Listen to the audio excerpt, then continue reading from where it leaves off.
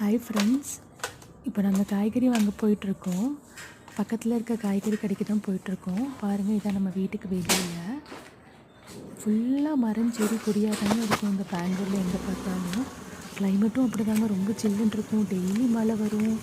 நம்ம ஊர்லலாம் எப்போயாவது மழை பெஞ்சால் ஜாலியாக இருக்கும். பட் இங்கே எப்போ பார்த்தாலும் மழை பெய்யறனால கிளைமேட் ஓகே தான், பட் வெளியில் போகிறதுக்குலாம் கொஞ்சம் கஷ்டமாக இருக்கும். ஸோ வாங்குறதெல்லாம் முன்னாடியே வாங்கி வச்சுப்போம் எப்பயுமே.